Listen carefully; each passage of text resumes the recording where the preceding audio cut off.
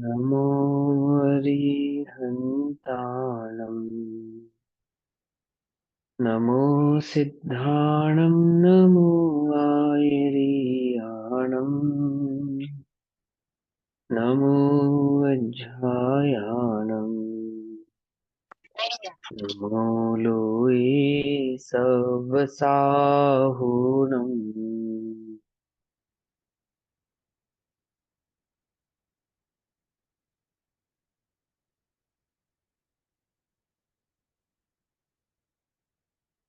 ओंकार बिंदु संयुक्तम् नित्यं ध्यायन्ति योगिनः कामदं मोक्षदं चैव ओंकाराय नमो नमः।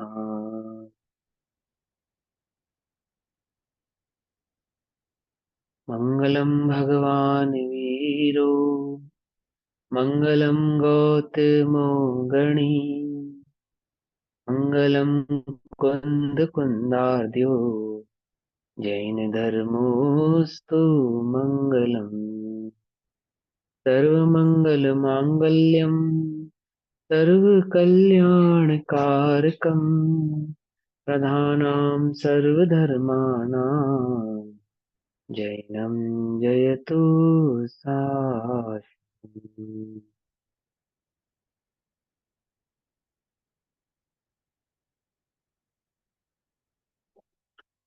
नमः समय साराय सानुभूत्या चिकास्ते चित्स्वभावाय भावाय सर्वभावान्तरच्छिदे।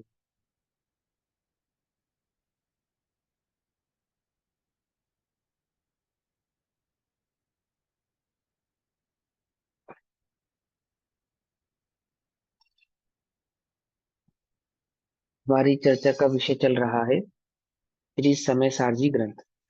और श्री समय सारजी ग्रंथ को हम आचार्य अमृत चंद्र देव द्वारा विरचित टीका आत्मख्याति टीका के माध्यम से इसका हम स्वाध्याय कर रहे हैं। और अशरीरी होने के इस ग्रंथ में हम गाथा नंबर 36 का स्वाध्याय अभी तक कर चुके हैं। ठीक। गाथा नंबर 36 का भावार्थ थोड़ा सा मुझे और समझाना था, है ना। कक्षा हमारी एक सेकेंड। हाँ, 36 के भावार्थ पे समाप्त हुई थी लास्ट कक्षा। भावार्थ को मैं एक बार और क्लियर करता हूँ। देखो, पहले मैं गाथा पढ़ता हूँ, गाथा नंबर 36, फिर भावार्थ पढ़ेंगे। नत्थि मम को विमोहो बुद्धि उव ओग एव हमिक्कौ सम्मोहनी ममत्तम समयस्य वियाणया बेन्ति कुछ मोह वो मेरा नहीं। कौन सा मोह? कौन सा मोह मेरा नहीं? क्या? वो जो मुझे मैं मोही नजर आता हूँ ना, मेरे ज्ञान में जो मोह झलकता है, जो मोह रूपी भाव मुझे झलकते हैं, क्रोध मान माया लोभ ममत्व एकत्व के जो भाव मुझे झलकते हैं ना, किस में झलकते हैं? ज्ञान में। मेरे मैं ज्ञान स्वरूपी हूँ, और मेरे ज्ञान में वो जो मोह झलकता है, कुछ मोह वो मेरा नहीं। अभी तुम्हारा क्या है इस समय कि हम सुनने वाले हैं, भैया पढ़ाने वाले, हम पढ़ने वाले हैं। भैया भी जानने वाले हैं, तुम भी जानने वाले हो। ना भैया पढ़ाने वाले हैं, ना तुम पढ़ने वाले हो। कुछ मोह वो मेरा नहीं, उपयोग केवल एक में। उपयोग ज्ञान और दर्शन, जानने और देखने वाला ही एकमात्र मैं हूं, और कुछ नहीं। बस कुछ मोह वो मेरा नहीं, उपयोग केवल एक में। इस ज्ञान को ज्ञायक समय के मोह निर्ममता कहें। इस ज्ञान को, किस ज्ञान को? कि मैं मोह नहीं हूं, मात्र जानने देखने वाला हूं। जो उस ज्ञायक स्वभाव को जानते हैं, अनुभव करते हैं, गायक को जानने वाले क्या कहते हैं? मोह निर्ममता कहते हैं, अर्थात मोह से निर्ममत्व, यानी मोह मेरा नहीं है, मोह से मेरा कोई संबंध नहीं है, ऐसा कहते हैं। ठीक। उसके बाद टीका हुई। टीका हमने लास्ट कक्षा में पढ़ी थी। भावार्थ में इसका भी पढ़ता हूँ। भावार्थ पढ़ने से पहले जो टीका में बात समझाई गई है उसको संक्षिप्त में कहता हूँ। कि जैसे श्रीखंड नाम की एक मिठाई, मिठाई समझो, होती है, दही से बनाई जाती है। तो दही, खट्टा दही होता है उसमें, मीठा दही नहीं लेते उसमें। श्रीखंड को बनाने के लिए क्या करते हैं, खट्टा दही लिया जाता है और उसमें शक्कर मिला के उसको मथा जाता है। तो एकदम क्रीम जैसा वो दही बन जाता है। और जब उसको खाते हैं तो उसका स्वाद कैसा आता है? बहुत तीव्र खट्टा और तीव्र मिठास लिए हुए उसका स्वाद आता है। तो उस श्रीखंड को जब देखते हैं, है, तो वो कैसा दिखता है? कि खट्टा और मीठा स्वाद एक हुआ मात्र दही नजर आता है, अथवा मात्र श्रीखंड नजर आता है। और जब उसका स्वाद चखते हैं तो श्रीखंड खट्टा मीठा ऐसा भी समझ में आता है, परंतु उसके स्वाद में खटास भिन्न और मिठास भिन्न ऐसी स्वतः ही प्रतीत होती है। आपो आप ही वह स्वाद में स्पष्ट रूप से झलकता है कि जो खटास है वह अलग है और जो मिठास है वह अलग है। ज्ञानी जानते हैं, क्या जानते हैं? कि जो खटास है वह दही का भाव है और जो मिठास है वह शक्कर का भाव है। समझ में बात? समझ रहे ना? यानी स्वाद को चखते समय दही भिन्न है और मिठास भिन्न है, यानी दही की खटास भिन्न है और शक्कर की मिठास भिन्न है, ऐसा वे जानते हैं। उसी प्रकार आत्म रूपी आत्म दर्पण में, आत्मा के ज्ञान में मोह झलकते हैं, मोह झलकते हैं। अज्ञानी उन्हें एक मानता है कि यह जो श्रीखंड है ये खट्टा मीठे स्वाद वाला है, ऐसे ये आत्मा मोह आदि, मोह आदि भाव वाला है। परंतु ज्ञानी जो उस गायक के स्वभाव को जानते हैं वो ये बात जानते हैं कि ज्ञान दर्शन आदि मैं हूं और मोह आदि मैं नहीं हूं, ये मेरा स्वभाव नहीं है। शक्कर की मिठास शक्कर का गुण है और वह खटास दही का गुण है। इसी प्रकार से ज्ञान मेरा गुण है और मोह आदि वह पुद्गल का है, मेरा नहीं है। ये एक रूप से श्रीखंड की भांति झलकता हुआ तो दिखाई देता है, परंतु ये दोनों ही उस स्वाद की भांति भिन्न भिन्न स्वाद वाले हैं। गेहूं की मुंह की खटास मैं नहीं, मेरी नहीं है, और ज्ञान की मिठास, निराकुल मिठास ही मात्र मेरी है। मोह की आकुलता मेरी नहीं है और ज्ञान की मिठास, निराकुलता, वह मेरी है। ये जो इस समय मुझे आकुलित परिणाम हो रहा है, मैं आकुलता में हो रहा हूं, यह मैं नहीं हूं। इस आकुलता को जो जान रहा है वह ज्ञान मैं हूं। और दोनों कैसे मिले हुए हैं? श्रीखंड की भांति। जैसे श्रीखंड में वह शक्कर की मिठास और दही की खटास मिली हुई है, ऐसा भावार्थ। अब भावार्थ को पढ़ेंगे, यहाँ पे बात और अच्छे से समझ में आएगी। यह मोहकर्म जड़ पुद्गल द्रव्य है। जो द्रव्य कर्म है ना, जो आत्मा में झलका, तो द्रव्य कर्म जो आत्मा से बंधा था, जिसका उदय आया, वह द्रव्य कर्म किसका है? वह मोह रूपी द्रव्य कर्म जड़ का है। ठीक। उसका उदय कलुष, मलिन भाव रूप है। जैसे उस श्रीखंड में खटास का प्रभाव उत्पन्न हो रहा है ना, दही की खटास का, ऐसे ही वह पुद्गल में जो मोह कर्म है वह कैसा है? कलुष है, आकुलता में है, आकुलता लिए हुए है, कलुष है। तो उसका उदय कलुष, मलिन भाव रूप है। मेरे परिणामों में जो मलिनता मुझे झलक रही है, मेरे परिणामों में जो कलुषता मुझे झलक रही है, मेरे इन परिणामों में जो मुझे मोह राग द्वेष आदि का भाव झलक रहा है, वह किसका है? वह पुद्गल का है, वह पुद्गल का है। यह मोहकर्म जड़ पुद्गल द्रव्य है। उसका उदय किसका? पुद्गल जड़ कर्म रूपी जो द्रव्य है उसका उदय, पुद्गल कर्म का उदय, वह कैसा है? वो कलुषमय है, मलिन है।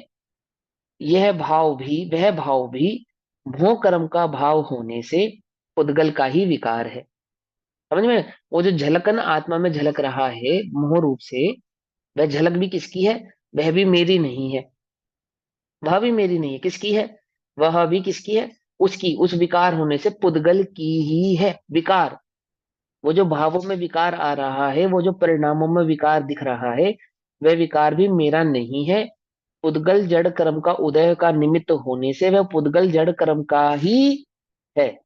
यह भाव का भाव यह भाव का भाव जब इस चैतन्य के उपयोग में अनुभव में आता है, यह बात जब इस आत्मा के समझ में आती है कि मात्र जानने वाला मैं हूं और मोह आदि करने वाला मैं नहीं हूं, यह बात जब इस चैतन्य तत्व को समझ में आती है, तब उपयोग भी विकारी होकर राग रूप मलिन दिखाई देता है।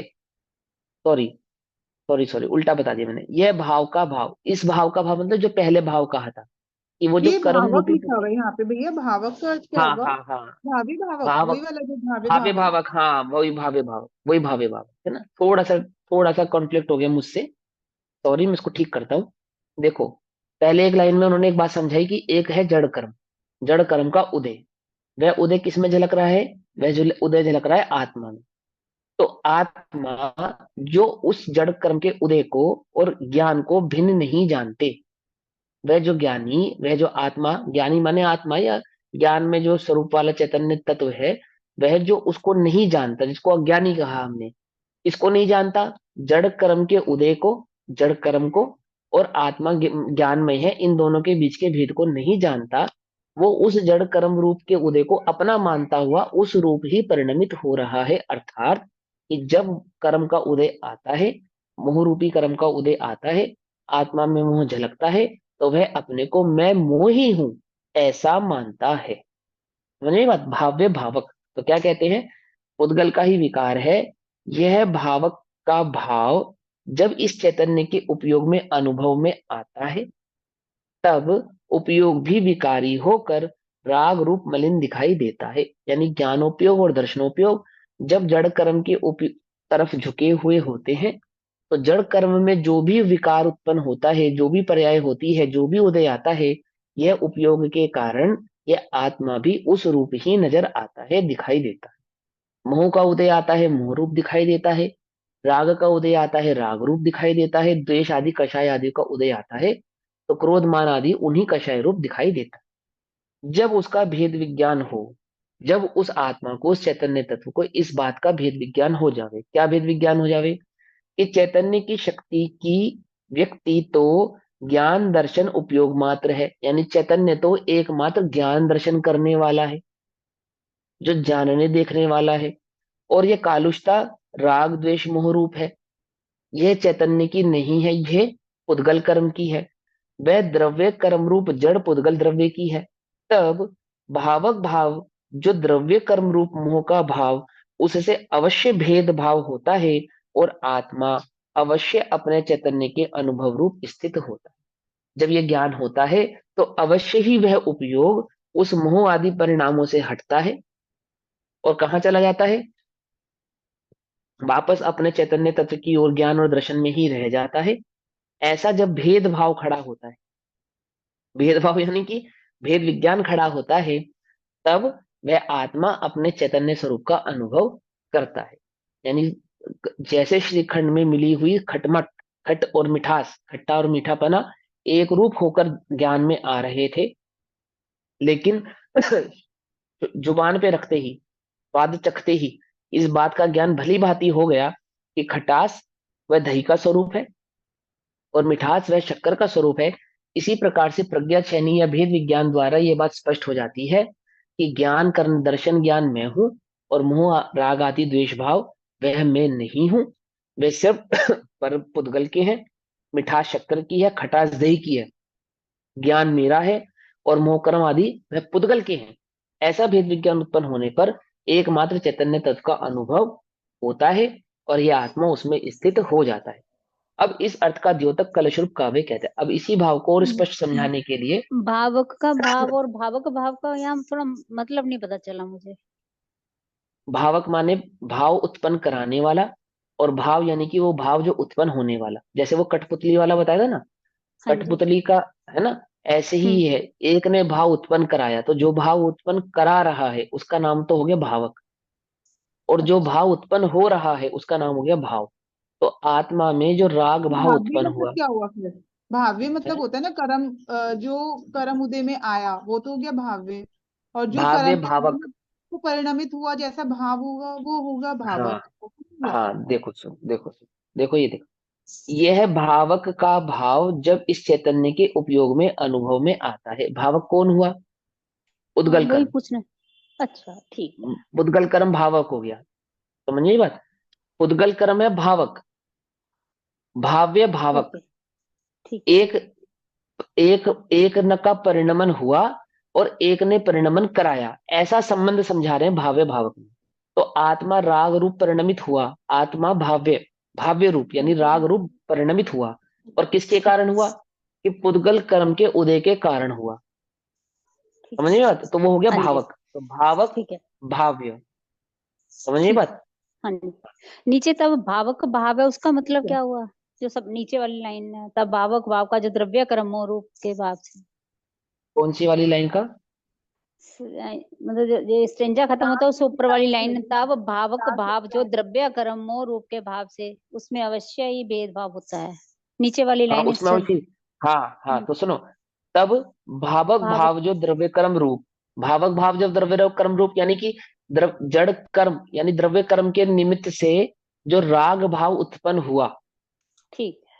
तो तो वो ये समझाना चाहते हैं कि भाव्य भावक भाव जड़ और चेतन के बीच में नहीं है। भाव्य भावक भाव तो जड़ कर्म और जड़, उस जड़ कर्म के निमित्त से उत्पन्न हुए उस भाव के बीच में तो है, लेकिन चेतना के बीच में नहीं है। चेतना तो मात्र ज्ञान करने वाला है। और ज्ञान कराने के लिए, मतलब ज्ञान दर्शन करने के लिए तो उसको किसी ने प्रेरणा नहीं दी। किसी के कारण तो वो ज्ञान रूप परिणमित नहीं हो रहा। स्वयं ही भावक है, स्वयं ही भाव्य है। लेकिन राग का परिणमन होने के लिए तो जड़ कर्म की आवश्यकता है, कि जड़ कर्म का उदय होता है तो यहाँ भाव राग रूप भाव झलकता है। तो यहाँ जो राग रूप भाव झलका, जैसे जैसे दर्पण के समक्ष काला कपड़ा ले जाओ, हम्म। दर्पण के समक्ष काला कपड़ा ले जाओ तो दर्पण कैसा दिखेगा? दर्पण। ये दर्पण है, ये दर्पण काला। है, हाँ ये जी। दर्पण है, और ये काला कपड़ा काला। है ना। तो ये दर्पण के आगे काला कपड़ा हो गया। अब दर्शन दर्पण कैसा दिख रहा है? काला। काला ही दिख देखो रहा भी है। सब ध्यान से, कैसा हो गया दर्पण? काला दिख ध्यान रहा से है। देखो सब, बताओ भैया दर्पण कैसा हो गया? दर्पण तो एज इट इज ही रहा, हमें काला दिख रहा हाँ है। दर्पण तो दर्पण ही रहा, आच्छादित हो हाँ, गया काले कपड़े से। बस इतनी बुद्धि आत्मा में भी लगाओ भैया। कि ये जो दिख रहा है, ये जो दिख रहा है ना, दिख रहा है, ये नहीं हुआ, ये ज्ञान ही रहा। ये हो जो मतलब दिख रहा था, जो दिख रहा था वैसा हो गया। इसको कहेंगे भाव्य भावक। क्या कहा? भाव्य भावक। कि ये काला कपड़ा आया सामने और दर्पण काला दिखने लगा, तो ये भावक है, और यह भाव्य रूप से झलकने लगा। और यहाँ क्या हुआ था? कि परमार्थ से देखा जाए तो यहाँ कुछ हुआ ही नहीं है। यह तो ज्ञान ज्ञान मात्र ही है, दर्पण दर्पण ही है, स्वच्छता का प्रतीक है। इसमें कुछ भी हुआ नहीं है, एज इट इज है, ऐसा का ऐसा ही है। तो नजदीक जाकर देखने पर यह बात स्पष्ट हो जाती है कि दर्पण में जो कालापन दिख रहा है वह दर्पण का नहीं है, उस काले कपड़े का है, काले कपड़े का है। ऐसे ही आत्मा में जो राग द्वेष परिणाम दिख रहे हैं वे आत्मा के नहीं है, वे द्रव्य कर्म के हैं, पुद्गल के हैं। और पुद्गल के होने से पुद्गल में ही है, आत्मा के नहीं है। आत्मा तो मात्र ज्ञानमय चैतन्य तत्व ही है। इस बात को और अच्छे से स्पष्ट करने के लिए श्लोक नंबर 30 यानी कलश नंबर 30 कहते हैं। कलश नंबर 30 स्वागता छंद में लिखा गया है, ठीक है ना। इसको ना 11, इसमें 11 वर्ण होते हैं मालिनी में, ठीक है, ओ सॉरी स्वागता में 11 वर्ण एक साथ पढ़ते हैं। सर्वतः सरस निर्भर भावम् चैत्य स्वयमहं स्वयमह्येकम् नास्ति नास्ति मम कंचन मोहः चेतन मोहो निधिरस्मि। एक बार फिर से पढ़ता हूँ। सर्वतः सरस निर्भर भावम् चेत्य स्वयमहं स्वयमह्येकम् नास्ति नास्ति मम कंचन मोहः चेतन महो निधिरस्मि। आहा। नास्ति नास्ति मम कंचन मोह, नास्ति नास्ति, ये मोह किंचित मात्र भी मेरा नहीं है। नास्ति नास्ति, नहीं है, नहीं है, क्या नहीं है? मम कंचन मोह, मोह किंचित मात्र भी मेरा नहीं। क्या है फिर मेरा? श्लोकार्थ करते, ये इस लोक में अहम, मैं, स्वयं, स्वतः ही, इस लोक में मैं स्वयं ही, स्वतः ही, एकम स्वयं, अपने एक आत्म स्वरूप का चैत्य अनुभव करता हूँ। इस लोक में एकमात्र मैं स्वयं ही अपने इस आत्म तत्व का अनुभव करता हूँ। दूसरा कोई नहीं है जो मेरे इस आत्म स्वरूप का अनुभव कर सके। क्या कहा? इस लोक में सभी अपने अपने स्वरूप का ही अनुभव करते हैं, कोई किसी दूसरे के स्वरूप का अनुभव करता नहीं है। और मैं इस लोक में मैं अपने आत्म स्वरूप का स्वयं अनुभव करता हूँ, कोई अन्य मेरे स्वरूप का अनुभव करने वाला नहीं है। सर्वथा स्वरस निर्भर भावम, जो कि जो स्वरूप सर्वथा अपने निरस रूप चैतन्य के परिणमन से पूर्ण भरे हुए भाव वाला है। मतलब कि जो सर्वांग से एकमात्र ज्ञान वाला है, चैतन्य वाला है, जिंदा है। इसको यह बात स्थापित करने के लिए किसी पर की आवश्यकता नहीं है। मैं हूं और मैं ज्ञान हूं, यह बात सर्वांग से उसके आपो आप ही झलक रही है, आपो आप ही प्रस्तुत हो रही है। निज रस रूप, निज रस रूप अपने सर्वांग, अपने गुणों से, अपने अनंत गुणों से, अपने चैतन्य ज्ञान आदि गुणों से, चैतन्य के परिणमन से पूर्ण भरे हुए भाव वाला है। इसलिए मोह, यह मोह मम, मेरा, कंचन नास्ति नास्ति, कुछ भी नहीं लगता। अर्थात इसका और मेरा कोई भी संबंध नहीं है। इसका, इस मोह का, जिस मोह को मैं अपना कह रहा हूं, ये जो राग द्वेष आदि के परिणाम जो मेरे ज्ञान में झलक रहे हैं, इनसे मेरा किंचित मात्र भी संबंध नहीं है। शुद्ध चिद घन महानिधि अस्ति, मैं तो शुद्ध चैतन्य के समूह रूप तेज पुंज का निधि हूँ। भावक भावक के भेद से ऐसा अनुभव करो। मतलब ज्ञान, ज्ञान ही का ही परिणमन मुझ में होता है, और मात्र ज्ञान में ही मैं हूं, अन्य मैं कुछ नहीं हूं, ऐसा अनुभव करो। समझ में बात? स्वयं को प्रस्तुत है, एकदम स्पष्ट झलक रहा है कि ज्ञान करने वाला हूं मैं, ज्ञान के अलावा कुछ नहीं कर सकता। आत्मज्ञानम स्वयं ज्ञानम ज्ञानादन्यत करोति किम, है ना? उसी भाव को यहाँ समझा रहे हैं वो, कि मैं एकमात्र अपने चैतन्य रस का अनुभव करने वाला हूँ, निज रस से परिपूर्ण हूँ, निज रस चैतन्य से परिपूर्ण हूँ। यह मोह मेरा कुछ भी नहीं लगता, इस मोह से मेरा किंचित भी संबंध नहीं है। मैं तो एक शुद्ध चैतन्य के समूह रूप तेज पुंज का निधि हूँ। चैतन्य के तेज पुंज का निधि हूँ, दैट मीन्स कभी भी मरने वाला नहीं हूँ, कभी भी नाश को प्राप्त होने वाला नहीं हूँ, जड़ रूप होने वाला नहीं हूँ, ज्ञान में सदा उद्योतमान ही रहने वाला हूँ। एक इंद्रिय आदि पर्याय में भी चला जाऊंगा ना, तो वहां पे भी दुखी हूं, ये बात तो मैं जानता ही हूं ना, मैं कौन हूं भले ही नहीं जानता, पर दुखी हूं ये कौन जान रहा है? दुख को कौन जान रहा है? तो ज्ञान है ना वहां पे, बिना ज्ञान के कौन जानेगा? तो ये उद्योतमान है, ये बात है, स्थापित करती है अपने आप को कि मैं हूं, मैं हूं, है ना? अपने इस हूं भाव को अनुभव करने वाले भावक भावक के भेद से ऐसा अनुभव करें। इस प्रकार गाथा में, कौन सी गाथा में? गाथा नंबर 36 में। ये जो मोह के भाव है ये सारे भाव कर्म हो गए ना।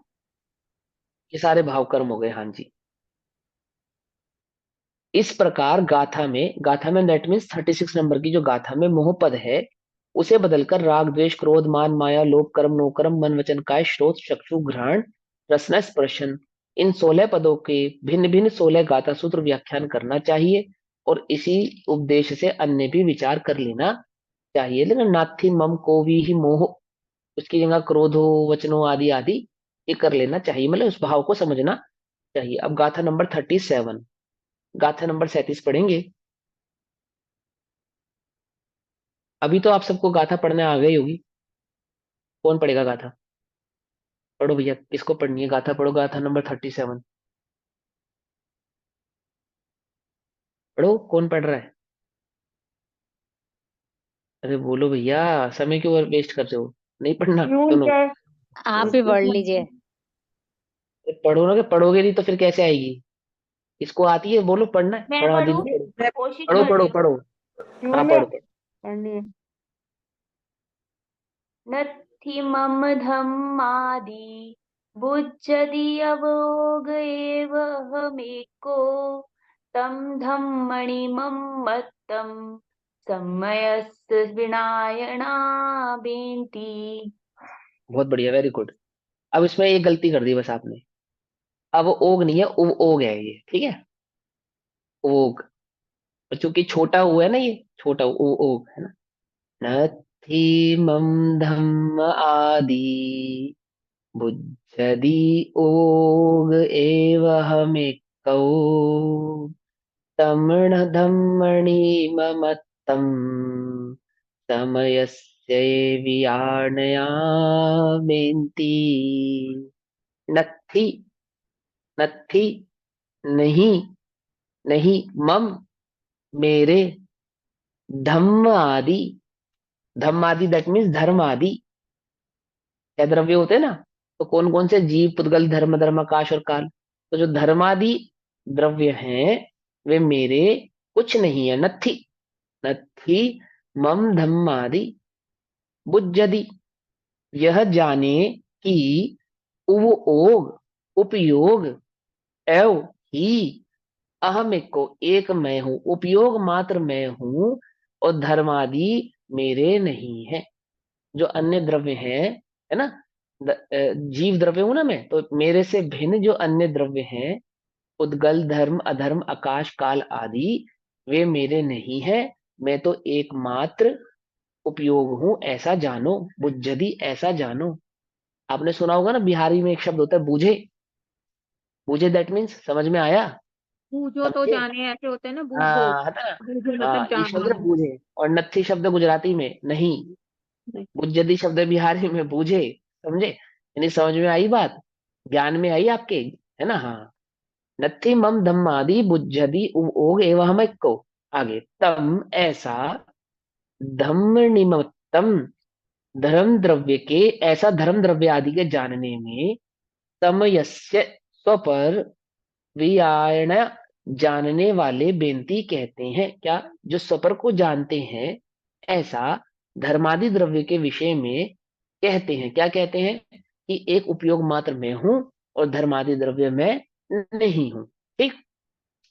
धर्मादि वे मेरे नहीं, धर्मादि तो मेरे नहीं है, लेकिन भैया ये वस्त्र, ये धन, ये संपदा, ये घर, ये परिवार तो मेरे ही है। मेरे दो अनमोल वियानया रतन मतलब, है। वियानया हाँ? मतलब, और वियानया मतलब, जानने वियानया। वाले, जानने और वाले बेनती, विज्ञान कहते हैं। बेनती मतलब कहना। हाँ, कहते हैं। धर्मादि वे मेरे नहीं, धर्मादि मेरे नहीं है, बाकी सब मेरे हैं, है ना। घर परिवार बच्चे आदि ये तो सब मेरे ही हैं।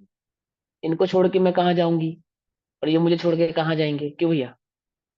धर्मादि वे मेरे नहीं, उपयोग केवल एक हूँ, इस ज्ञान को ज्ञायक समय के, धर्म निर्ममता कहीं। समझे बात। ये ज्ञान, इस ज्ञान को, किस ज्ञान को, कि मैं एक उपयोग मात्र हूं, यानी दर्शन ज्ञान वाला हूं, अन्य कुछ नहीं हूं।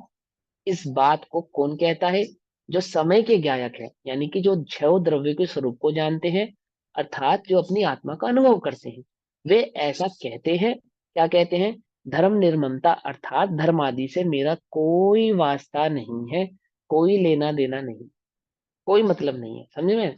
जग में ना हमारा कोई था, हम भी ना रहे जग के साथी, है ना। समझे ना, समझे। ऐसा वाला, ऐसा नहीं ये दुनिया ये महफिल मेरे काम की नहीं, ऐसे वाला नहीं। क्या समझे।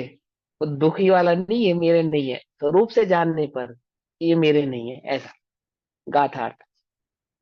बुद्ध यह जाने की, बुद्ध यह जाने की, धर्मादि, यह धर्म आदि द्रव्य, मम नास्ति, मेरे कुछ भी नहीं लगते। मम नास्ति, मेरे कुछ भी नहीं लगते।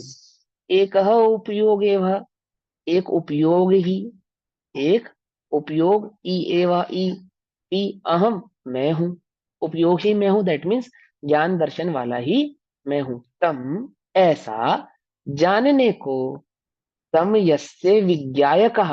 हाँ भैया जी, आपने सब प्रश्न पूछा था ना, व्यायणय।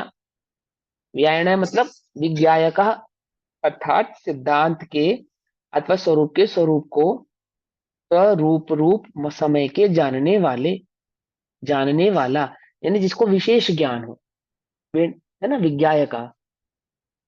तो समयस्य यानी स्व पर का भेद विज्ञान, यानी सिद्धांत के अथवा स्व पर के स्वरूप रस को समय के जानने वाले। धर्म निर्ममत्वम, धर्म द्रव्य के प्रति निर्ममत्व ब्रुवंती अर्थात कहते हैं। क्या कहते हैं? कि अपने निज रस से जो प्रकट हुई है। किससे प्रकट हुई है? अपने निज रस से, अपने अपने, है ना, स्वयं स्वयं सिद्धा, स्वयं बुद्धा। तो जो अपने निज रस से प्रकट हुई है, जिसका विस्तार अनिवार्य है, तथा समस्त पदार्थों को ग्रसित करने का जिसका स्वभाव है। क्या कह रहे हैं? देखो, मैंने क्या गजब लिखा है आचार्य अमृतचंद्र देव ने। बात वो, जैसे हिंदू मत में लिखते हैं ना, वो एक चंडी है और दुष्टों का संहार करने वाली है और ऐसा करने वाली है, वैसा करने वाली है। ऐसी इस ज्ञान ज्योति के बारे में क्या कह रहे हैं? जो निज रस से प्रकट हुई है। आहा, जो ब्रह्मा विष्णु महेश ने बनाई है ऐसी नहीं है, किसी के आशीर्वाद से प्राप्त हुई है ऐसी नहीं है। जो निज रस से प्रकट हुई है, स्वयं सिद्धा है, और जिसका विस्तार कैसा है? अनिवार्य है।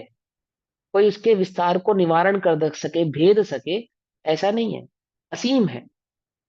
तथा समस्त पदार्थों को ग्रसित करने का जिसका स्वभाव है, यानी समस्त पदार्थों को खा जाने वाली है।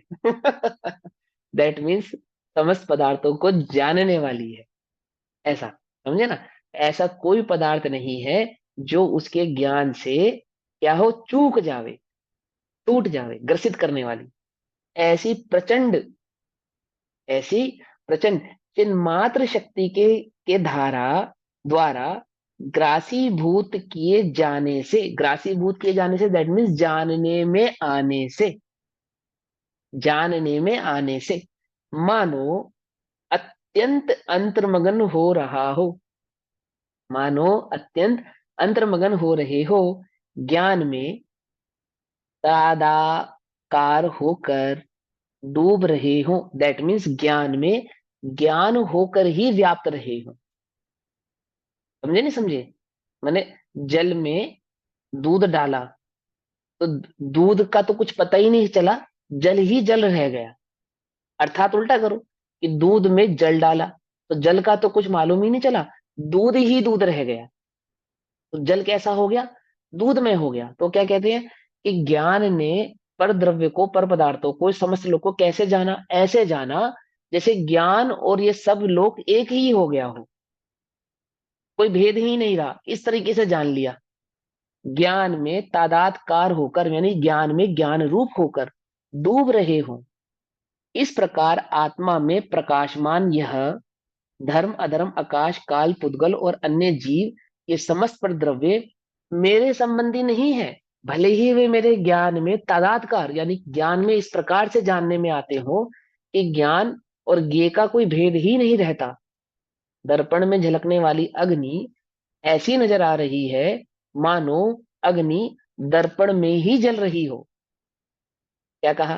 पेड़ पे रखा हुआ वह सूर्यकांत मणि ऐसा झलक रहा है तालाब में कि मानो तालाब में ही हो। क्या किसी का ध्यान ही नहीं गया कि बाहर है, सब कहाँ ढूंढ रहे थे? तालाब में, तालाब में ही हो। परंतु परंतु क्या है? ये समस्त प्रद्रव्य मेरे संबंधी नहीं है, नहीं है। भले ही वे मुझ में इस तरह की से झलक रहे हैं, तो भी वे मेरे नहीं है। मेरे झलकने पर भी, इस प्रकार तादाद में होकर झलकने पर भी मेरे नहीं है। क्योंकि क्योंकि टंकोत कीर्ण एक ज्ञायक स्वभाव से, एक ज्ञायक स्वभाव पने से, यानी ज्ञायक स्वभावत्व से, टंकोत कीन एक ज्ञायक स्वभावत्व से, ज्ञायक स्वभावत्व से दैट मीन्स ज्ञान स्वभाव पने से। स्व माने पना, तो ज्ञान स्वभाव पने से, मेरा स्वभाव कैसा है? जानने वाला, ज्ञान वाला। ज्ञान स्वभाव पने से परमार्थतः, एक्चुअल में, निश्चय से, अंतरंग तत्व तो मैं हूं, यानी ज्ञान तत्व तो मैं हूं, और वे पर द्रव्य मेरे स्वभाव से भिन्न स्वभाव वाले होने से परमार्थतः एक्चुअली रियलिटी में निश्चय से बाह्य तत्व रूपता को छोड़ने के लिए असमर्थ हैं। दैट मीन्स अपने स्वभाव को छोड़ने में असमर्थ हैं। क्या कह रहे हैं? जल में पानी डाला, अथवा ओ सॉरी उल्टा कह रहा हूं। जल जल को दूध में डाला तो जल ऐसा हो गया मानो दूध में ही हो गया हो, जल है ही नहीं। तो भी परमार्थ से, सूक्ष्म दृष्टि से, निश्चय से देखने पर दूध में जल भिन्न है और दूध भिन्न है, ऐसा स्पष्ट जानने में आता है। और वह जो जल है वह कभी भी दूध रूप होने वाला नहीं है।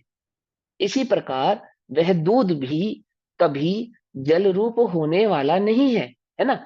ऐसे ही ये जो समस्त परद्रव्य हैं, ये मेरे ज्ञान में इस प्रकार झलकते हैं मानो ज्ञान और ज्ञेय का भेद ही मिट गया हो, ज्ञेय ही मिट गया हो।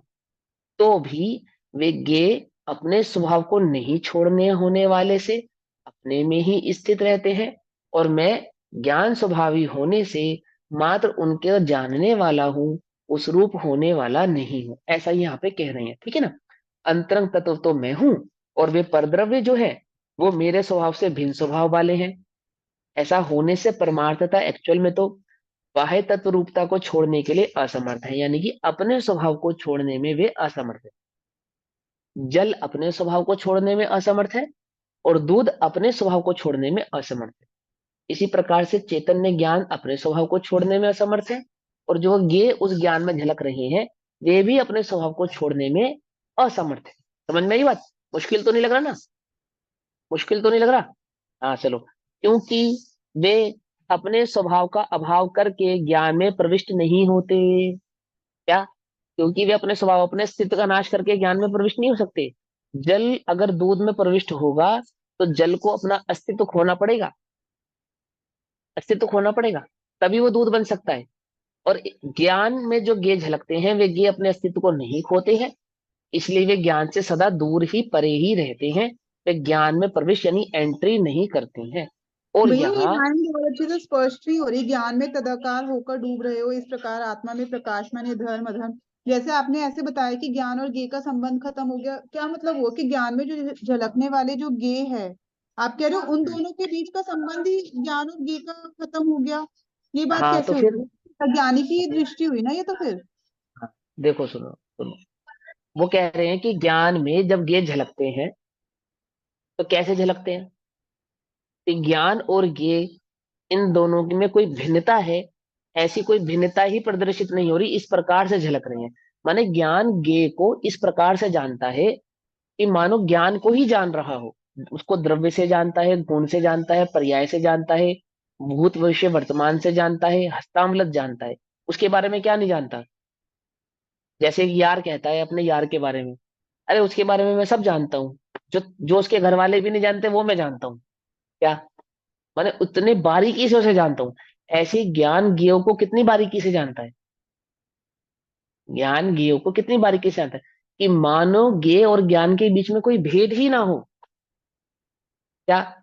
ज्ञान ज्ञेयों को कैसे जान रहा है कि मानो ज्ञान और ज्ञेय के बीच में कोई भेद ही नहीं है, कोई भेद नहीं है, इस प्रकार से जानता है।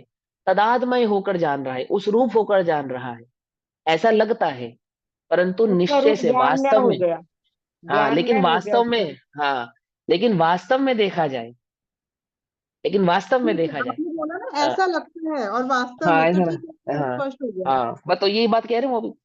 वे मेरे संबंधी नहीं है, स्पष्ट लिख दिया। ऐसा दिख रहा है लेकिन वे मेरे संबंधी नहीं है, ठीक है ना? स्वभाव, वे अपने स्वभाव में, उन क्योंकि वे अपने स्वभाव का अभाव करके ज्ञान में प्रविष्ट नहीं होते। और यहाँ स्वयं चैतन्य में नित्य उपयुक्त और परमार्थ से एक अनाकुल आत्मा का अनुभव करता हुआ भगवान आत्मा ही जानता है कि मैं प्रगट निश्चय से एक ही हूँ, यानी ये रूप नहीं हुआ हूँ, भिन्न भिन्न नहीं हुआ हूँ, भेद रूप नहीं हुआ हूँ, एक अखंड ज्ञान चैतन्य मात्र ही हूँ। ऐसा ही ज्ञान आत्मा जानता है। इसलिए गे ज्ञायक भाव मात्र से, ध्यान से पढ़ना, इसलिए गे ज्ञायक भाव मात्र से। कौन बताएगा? अनिता आंटी जी बताओ, गे ज्ञायक भाव किसको कहते हैं? बोलो, सिर्फ गे ज्ञायक भाव समझाओ किसे कहते हैं। जो गे जानने में आते हैं, गायक हाँ मतलब गायक तो आत्मा हो गई, और ठीक है, गे मतलब जो जैसे मैं दादी हूँ, मैं नानी हूँ, मैं ये सब सब हमारे द्रव्य कर्म भाव कर्म नौ कर्म जो झलकते हैं, वो गे ठीक है, बन के आते हैं। ठीक है। आप क्या हो इन दोनों में से? मैं तो गायक हूँ। आप गायक हो, वेरी गुड, चलो क्लियर हो यहाँ गई बात। भेद खत्म हो गया ना, गे गायक का भेद खत्म, मतलब गे आत्मा ही जानने में आ रहा है और आत्मा ही जानने वाला है। अभी वो बात बाद में कहेंगे, अभी तो यहाँ पे गे गायक भाव की ही बात चल रही है, ठीक है? वो बात अभी बाद में कहेंगे, अभी तो यहाँ पे ज्ञान आत्मा है और गे परद्रव्य। फिलहाल यहाँ पे इतना ही है, ठीक? सबकी समझ में आ गया ना? मैंने जानबूझ के पूछा कि भाई गे गायक भाव समझ में आ रहा है या नहीं आ रहा है, ठीक? हाँ। तो गे गायक भाव मात्र से उत्पन्न, गे गायक भाव मात्र से उत्पन्न परद्रव्यों के साथ परस्पर मिलन होने पर भी, मेरा परद्रव्य के साथ क्या मिलन है, क्या संबंध है? कि गे गायक भाव संबंध है, बस। तो पर प्रकाशक है ना आत्मा, तो वो जब मैं पर को उसको जानता हूं, वो मेरे ज्ञान का विषय बनता है, मेरे जानने में आता है, सिर्फ इतना। मेरा उसके साथ सिर्फ इतना ही संबंध है। प्रगट स्वाद में आने वाले स्वभाव के भेद से कारण, प्रगट प्रगट आत्मा ज्ञान में, ज्ञान का जो स्वभाव प्रगट रूप से मेरे जानने में आ रहा है, उसके भेद होने के कारण, जैसे श्रीखंड में शक्कर का स्वाद अलग और दही की खटास का स्वाद अलग जानने में आ रहा था, ऐसे ही ये ज्ञान और ज्ञायक में ये भिन्न है, और मैं ज्ञान हूं ऐसा स्वभाव जानने में आ रहा है, ऐसा स्वाद समझ में आ रहा है। इसके कारण, भेद के कारण, धर्म अधर्म आकाश काल पुद्गल और अन्य जीवों के प्रति मैं निर्मम हूं। निर्मम हूं दैट मीन्स, निर्मम का अर्थ कौन बताएगा? किरण आंटी जी आप बताओ, निर्मम का अर्थ क्या है? निर्मम हूं, बड़ा ही निर्मम आदमी है ये। किरण आंटी जी बताएंगी, किरण आंटी जी बोलो भैया, निर्मम बोलो, निर्मम। आवाज आ रही है मेरी वहां पे? नहीं आ रही है? किरण आंटी जी के पास आवाज आ रही है? हाँ तो फिर म्यूट, अनम्यूट करो पहले उसको। अनम्यूट करो। अरे भैया जल्दी बोलो, नहीं मालूम, चलो कौन बताएगा? रजनी आंटी आप बताओ, निर्मम माने मैं क्या? ज्ञाता हूँ, ज्ञाता हूँ। निर्मम निर्मम का अर्थ बताओ। हाँ मतलब दुष्ट, मैं इनको मतलब इनके मतलब सभी लोग इनका क्या वो दुष्ट जैसे कह सकते हो कि इनको खत्म करने वाला दुष्ट, हूँ। हाँ दुष्ट हूँ, अच्छा चलो ठीक है, वेरी गुड, बंद कर दो आवाज। इसलिए पूछ रहा हूँ मैं भैया, तुम्हारा ये सबका ध्यान कितना है यहाँ क्लास में? मैं बताऊं, निर्मम इसमें यानी कि, मतलब उस रूप नहीं हुआ, मोह हाँ रूप नहीं निर्मम, होना। हाँ निर्मम का सीधा साधारण अर्थ है कि मेरे नहीं है। निर्मम, मम माने मैं, निर माने नहीं, मेरे नहीं है, बस इतनी सी बात है। ठीक है ना? ये मेरे नहीं है, निर्मम, ठीक? ऐसा। उद्गल अन्य जीवों के प्रति मैं निर्मम हूं, दैट मीन्स ये मेरे नहीं है, बस इतना। निर्ममत भाव है मेरा उनके प्रति, निर्ममत भाव, मतलब मेरा उनके साथ कोई मोह नहीं है। मैं, पहले मेरा क्या हो रहा था? ये मैं हूं, ये मेरे हैं, ये मेरे थे, ये मेरे होंगे, आदि आदि हो रहा था ना। और अब क्या है? मैं निर्मम हूं, ना ये मेरे हैं, ना मैं इनका हूं, ना ये मेरे थे, ना मैं इनका होऊंगा, ना ये मेरे कभी होंगे। हमारे बीच में क्या संबंध है? ज्ञान गायक, गे गायक संबंध, कि मात्र मैं इनको जानने वाला हूं, ये मेरे ज्ञान में आते, इतना संबंध तो है। लेकिन ये मेरे कुछ नहीं है, मैं तो मात्र जानने वाला हूं, और ये मेरे ज्ञान में झलकते हैं, ये सब पर हैं। तो देखो, ये गायक भाव मात्र से उत्पन्न पर द्रव्यों के साथ परस्पर मिलन होने पर भी, प्रकट स्वाद में आने वाले स्वभाव के भेद के कारण, धर्म धर्म आकाश काल पुद्गल और अन्य जीवों के प्रति मैं निर्मम हूं, अन्य जीवों के प्रति भी मैं निर्मम हूं। मैं जो चैतन्य तत्व हूं, इसके मेरे अलावा मेरे बाकी सब जितने भी जीव चैतन्य तत्व हैं, वे सब भी मेरे कुछ नहीं है। उन सबके साथ भी मेरा कोई संबंध नहीं है, क्योंकि सदा ही अपने एकत्व में प्राप्त होने से समय समय आत्म पदार्थ अथवा प्रत्येक पदार्थ ज्यों का त्यों ही स्थित रहता है। प्रत्येक पदार्थ ज्यों का त्यों ही स्थित रहता है, एक दूसरे में जाता नहीं है। मैं तो शरीर में आ गया ना, ये मैं आत्मा हूं, शरीर में घुस गया, क्यों? जैसे और किसी की आत्मा शरीर में घुस जाती है, ऐसे मैं भी एक आत्मा शरीर में घुस गया या नहीं घुस गया? क्यों? नहीं। अरे भैया क्या बताए, बस ये तो निमित्त नैमित्तिक संबंध है। क्या कहते हैं कि वह आत्मा आत्मा में ही रहता है, शरीर में नहीं जाता, और शरीर शरीर में ही रहता है, आत्मा में नहीं है। तो मोटी बात कही।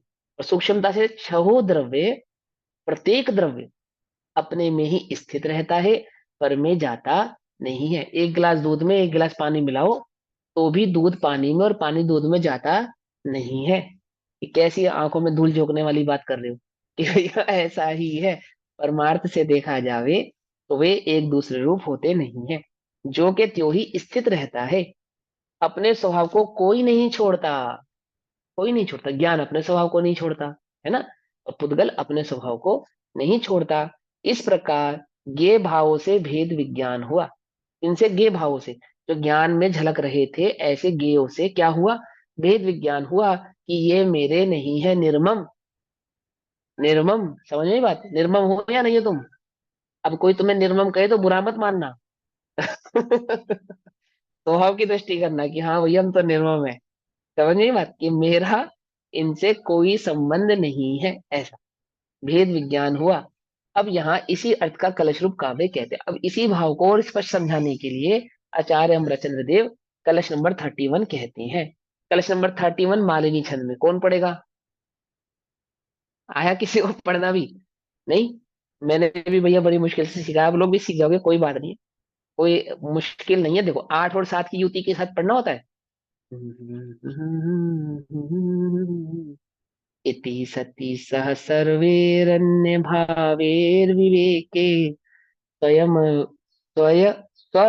स्वयं उपयोगो वीरभदात्मानमेकम् प्रगटितम परमार्थै दर्शन ज्ञान वृत्तै कृत परिणतिरात्मा राम एव प्रवृत्तः।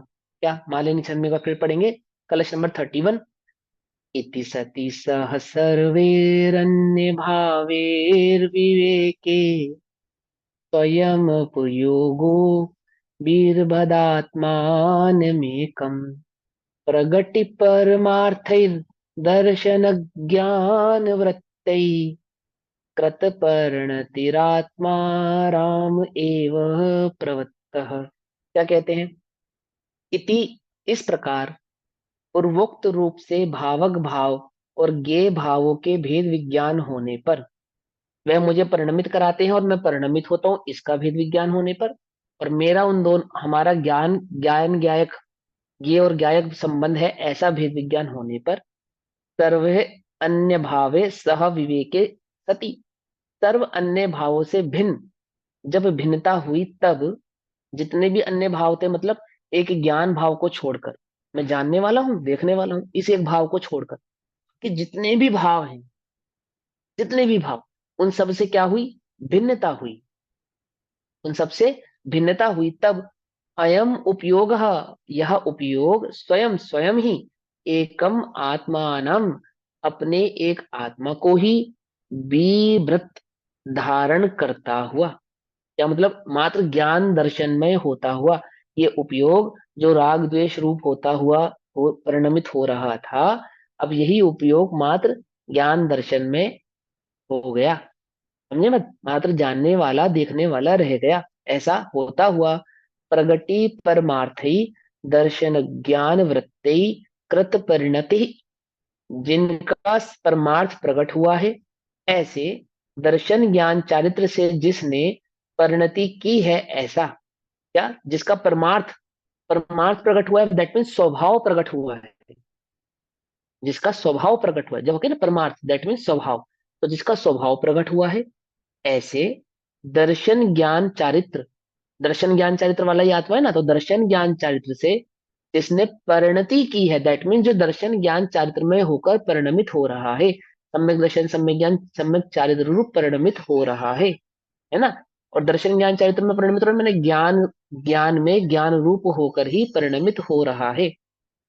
ऐसा आत्म आरामय एवं प्रवृत्तः, अपने आत्म रूपी बाग क्रीड़ावन में ही प्रवृत्ति करता है, अन्यत्र नहीं जाता। एकमात्र उसका उपयोग एक ज्ञान में ही घूमता झलकता खेलता कूदता नाचता गाता रहता है, अन्यत्र कहीं नहीं जाता।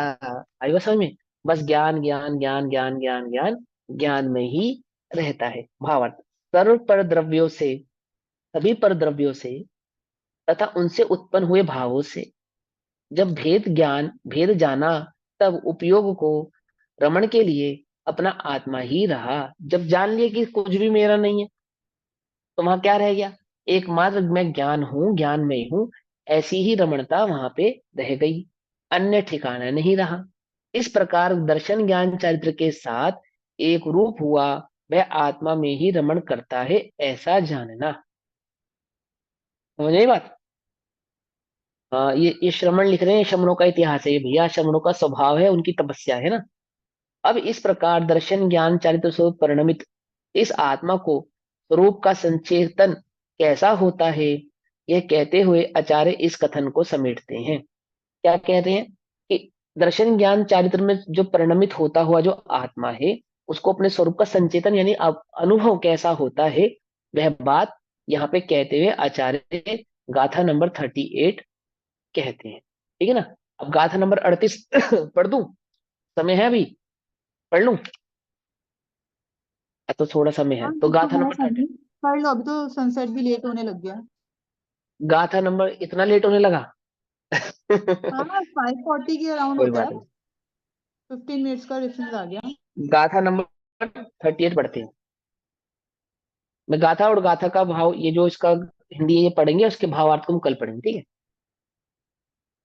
अहमेकौ खलु शुद्धो दंसननाणमय्यो सदारुवी न वियथि मज्ज किंची वि अण्णं परमाणु पी। और कौन पढ़ेगा भैया? पढ़ो गाथा, पढ़ो, किसको पढ़नी है? मैं पढ़ो पढ़ू। दीदी, पढ़ो गरिमा दीदी, हाँ पढ़ो दीदी पढ़ो। अहमेको खलिसुतो खलु, दंस खलु, खलु। खलु खलु हाँ खलु, हाँ हाँ पढ़। अहमेको खलुसुतो दंसनडाणमयो सदा रूपी रवि अथि मच्छ किंची वि अणडम परमाणु में तम्पी। बहुत बढ़िया, वेरी गुड। मैं एक शुद्ध सदा अरूपी, है ना? मैं एक हूँ, शुद्ध हूँ, और सदा कैसा हूँ? अरूपी हूँ। अहम एक को, मैं एक हूँ। अहम एक कौ, अहम एक कौ, मैं एक हूँ। अहम ब्रह्मास्मि, सुना है ना? क्या कहते हैं? अहम ब्रह्मास्मि, मैं ब्रह्मा हूँ। यहाँ कहते हैं अहम एक को, मैं एक हूँ। खलु, खलु निश्चय से स्पष्ट है ये बात, शुद्ध हो, शुद्ध हूँ। दंसन नाणमयो, अर्थात दर्शन ज्ञान चारित्र वाला हूँ। सदा अरूपी हूँ, सदा रूपी, है ना? आ की संधि हो गई दा के साथ। सदा, सद अरूपी, सदा रूपी, सदा कैसा हूँ? अरूपी हूँ। मैं एक हूँ, अहम एक को, स्पष्ट है, शुद्ध हूँ, दर्शन ज्ञान चारित्र वाला हूँ, और सदा अरूपी हूँ। नवी अत्थि, मैं ऐसा, मेरा, मेरे नहीं, अत्थि माने नहीं है, मेरा ऐसा नहीं है। मध्यम, किंची किंचित मात्र भी, अन्नम अन्य, परमाणु मित्तम परमाणु मात्र भी, परमाणु मित्तम पी, यानी पर परमाणु मात्र द्रव्य भी मेरा नहीं है। नवी अत्थि, बिल्कुल भी मेरा नहीं है। किंचित मात्र भी मेरा नहीं है। अन्य परमाणु मात्र किंचित मात्र भी मेरा नहीं है। मैं एकमात्र दर्शन ज्ञान चरित्र को धारण करने वाला हूँ, शुद्ध हूँ, एक हूँ, और अरूपी हूँ। अहम एको खलु शुद्धो दंसन नाणमयो सदा रूवी नवि अत्थि मज्ज किंचिवी अननम परमाणु मित्तम्पि। मैं एक शुद्ध सदा अरूपी ज्ञान द्रग हूँ यथार्थ से, कुछ अन्य वो मेरा तनिक परमाणु मात्र नहीं। अरे अविभाज्य संख्या सम होता है ना परमाणु, जिसके दो टुकड़े नहीं हो सकते, इतना सूक्ष्म होता है परमाणु। परमाणु मात्र भी मेरा नहीं है, कुछ अन्य वो मेरा नहीं। ठीक है ना, तनिक परमाणु मात्र नहीं। अरे अभी तो हम धर्म की शरण में आकर भी पुण्य कर्म अपने साथ ले जाना चाहते, नहीं ले जाना चाहते? क्यों, सत्कर्म ले जाना चाहते हो ना अपने साथ, उल्टा नहीं पढ़ा रहा मैं। लेकिन एक बात कह रहा हूँ, अभी धर्म के स्वरूप को समझ के भी लोगों को क्या लगता है, पाप तो यहीं छोड़ देंगे, पुण्य ले चलेंगे। अरे परमाणु मात्र भी मेरा नहीं है भैया, तो मैं पहले संधि कराई थी, इस बात से समझाया था कि कर्म मेरे नहीं है, द्रव्य कर्म, भाव कर्म और नो कर्म ये मेरे नहीं है। लेकिन फिर भी इसको क्या लगता है कि जब अन्य गति में जाऊं तो क्या साथ ले जाऊं, कि और तो मैं कुछ नहीं ले जा सकता, तो अपने पुण्य कर्म ही साथ ले चलता हूँ।